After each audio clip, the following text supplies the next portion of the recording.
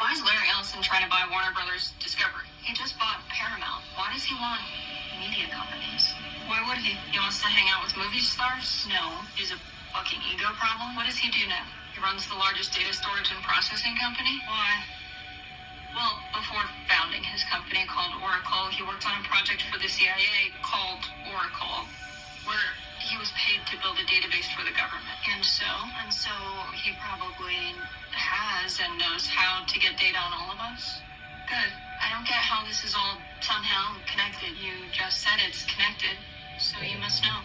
He also wants mass surveillance. He said citizens will be on their best behavior because we'll be recording and reporting everything that's It's crazy because they not on their best behavior. He also said the government they doing the creepiest, weirdest stuff. And feed it to AI. And all of this is connected how? So why we ain't recording them 24/7? You just have to find it. What does this have to do with owning an entertainment company? You already said it's connected.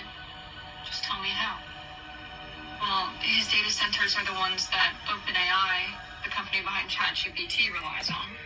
And if he owns the data centers, no matter what AI company pulls ahead, he'll have control over where it's all stored.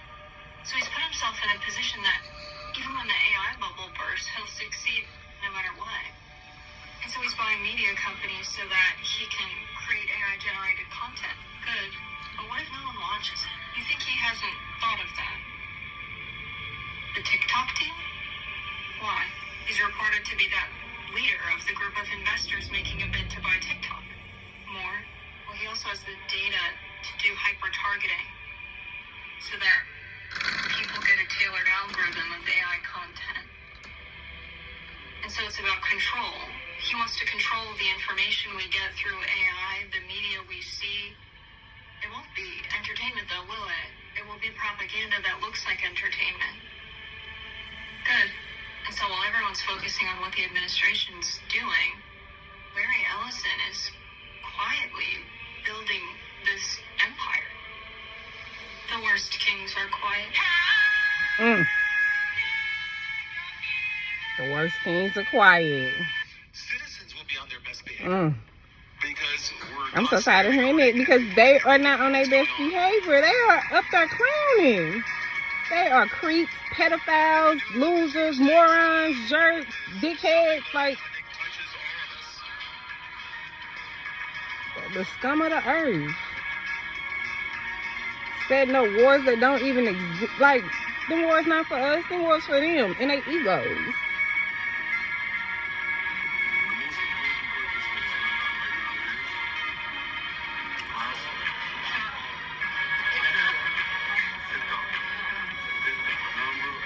By 2029, I can guarantee you AI is not going to be the problem.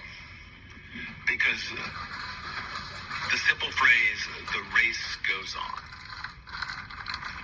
And, I mean, this is like Formula One. What do I mean by that?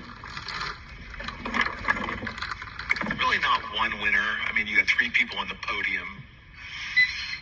But it's really kind of one winner.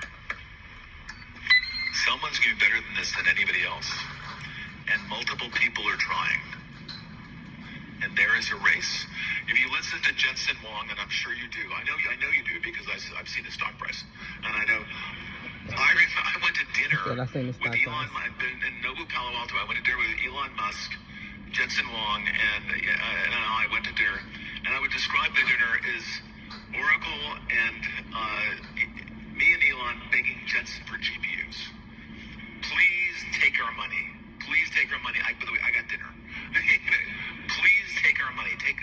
Why they ain't having dinner with like normal people like us? Like, have dinners with us so we can tell y'all how we really feel about things.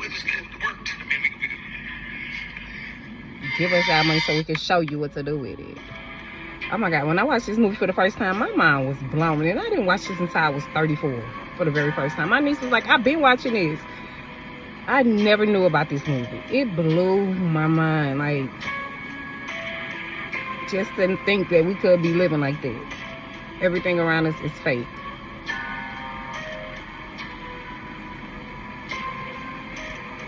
It blew my mind. Like, I was like, how is that possible?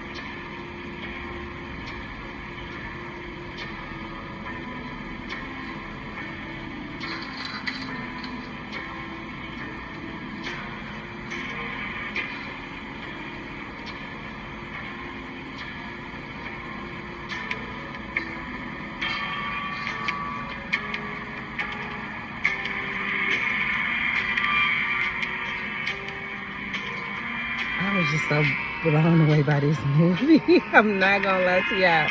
It opened my eyes. I was like, man, my eyes was already open. But I am a big conspiracy theory, and this is just for entertainment purposes only. Only for entertainment purposes. But I was drawn back. Like, then when he signed off at the end, I was like, Lord.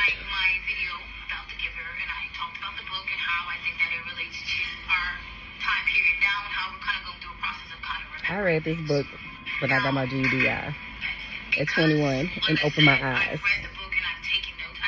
My teacher was like, you're going to read it, you're going to take it home and read it, you're going to read it out loud in class, you're going to read this book. She made sure I read this book, and now I understand why.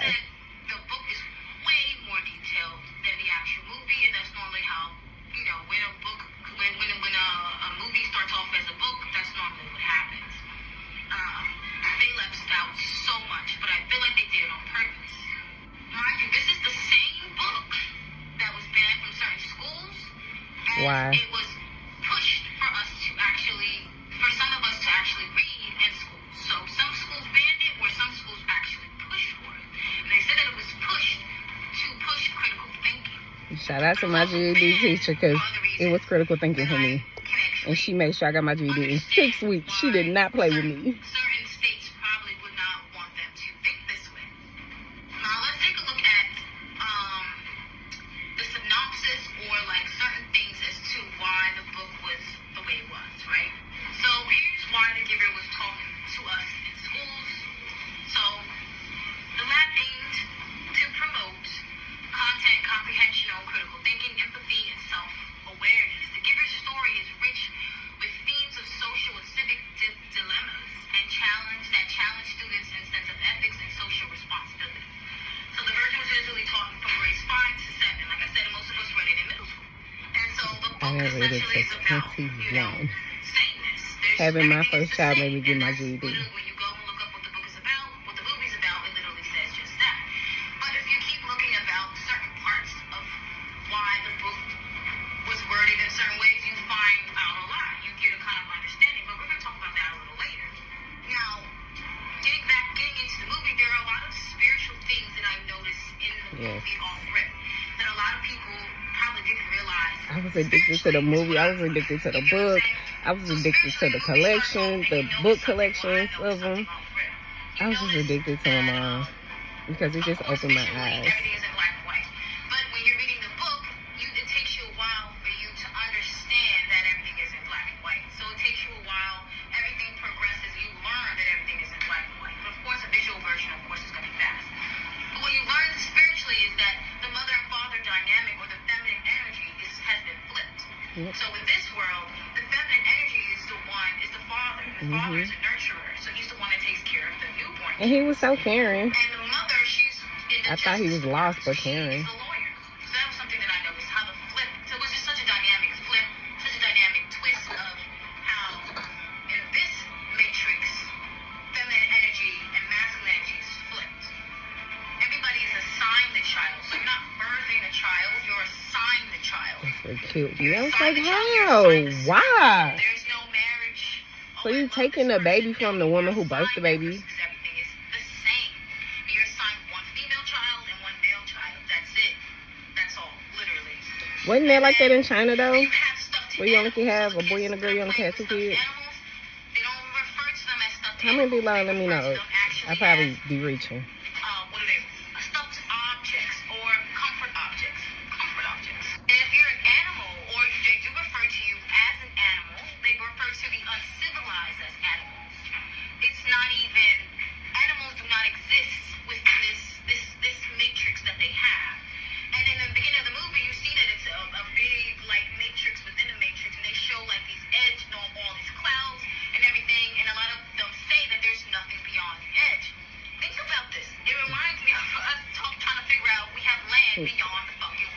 it popped up instantly. Where I'm going with this. What is behind this And wall? then it also reminds me of social And why status. only the high up to go? Like if we were to become either a communist or a socialist kind of environment or kind of country, if that makes sense.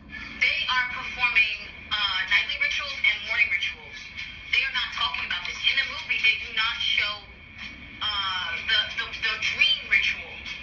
And I think I knew why. So in the book, they talk about a ritual that they do every night where they discuss how they were feeling for the day. And of course, everything is recorded because there's cameras all around their house.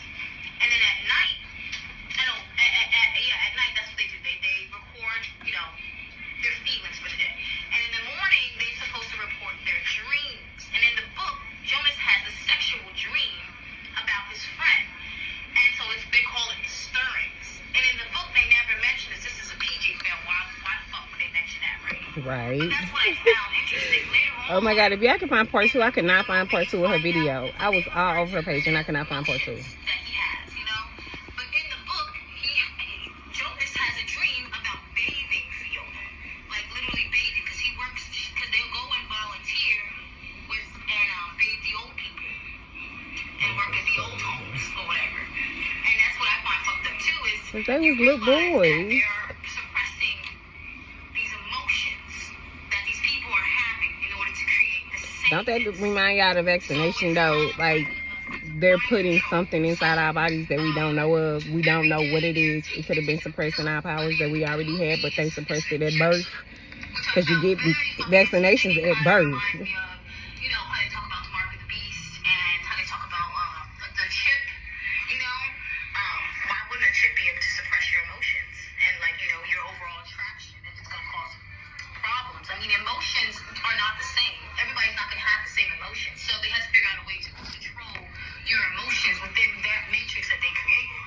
So that was really fucked up to me. So yeah, so he takes a pill in the book, but in the movie, like I said, it's an injection, like literally a shot and it's an injection. And he had to eat like an apple or something all the time. So he doesn't get these feelings and doesn't mess up the sameness. So he can't, like I say, he doesn't get to choose his spouse, doesn't get to choose his Just kids, for doesn't get to choose entertainment his job. purposes. There's nothing. You know how they That's say it. you will owe nothing and be happy? That's kind of the world that they live in, except everything is the same. So, like I said, This killed me when they start saying color in the movie. You gotta go watch the movie if you never watched the movie. Watch the book. Read the book first before you watch it. Third eye open, in my opinion. Which Yep. is what I realized is a lot of these people within this society, they watch you and they watch you. And what are we being They're watched? watchers. We're being watched Big Brother is 24/7. kind of like Didn't they just say we'll be on our best behavior? People called the elders, and the elders within Old folks. this group of that are controlling this matrix, like they're the ones that are making the decisions for when the old people are released, which is killed, or if the babies are crying and they're not strong enough, those babies are getting killed too, released. And eventually you learn what release is, really because Joe mean. doesn't know what release is. It's like these people are suppressed, literally. And we under don't mind really know control what's through these going on either. injections. Literally, through these fucking injections. Through these I'm gonna make vaccinations. a part 2. I mean, it's just for entertainment purposes. I could be wrong too. What I hold in my hand is one of the most controversial and banned children's books of the last 30 years, and you I probably couldn't find part 2, y'all. If y'all can find part 2, please comment below. Put it somewhere. First reflection, I was like, is it banned because it appears to be promoting communism? Jonas's world is perfect. Everything is under control. There is no war or fear or pain. There are no choices. Every person is assigned a role in the community. But apparently that's not it. So here's the reason. It is because the society in the book unalives the elderly, the infirm, and the disobedient by releasing them. A pair of twins is born, and apparently they don't know what to do with twins, so they release the weaker twin. You know what state has banned and challenged it the most? Come on, guys. I thought you loved freedom. Maybe not for, women or reproductive rights, but come on. But what the book is actually about is the importance of not suppressing your feelings. You'll remember, they take a daily pill to suppress all of their feelings, their stirrings, right? The book also explores the importance of free will, because in the book itself, no one in this society has to make a choice. All of the choices are made by the government. Everything. All our choices is made by the they're all government. assigned to you. Jonas's job in this society is the receiver. The old man is the giver. Kind of sus. But he receives all of the memories, good, bad, ugly, of human history, of war crimes, of love, of everything. And it really hits that point where it's like, if we do not teach history, then we are doomed to repeat the mistakes of the past. Jonas, after now experiencing what love is, can no longer live in this society, and so he steals his younger brother Gabriel, who is set to be released. So you ain't killing my brother? It's a great book, and I think it's an important book because if we do I am not my brother's question keeper. why we do the things that we do in a society. Yeah.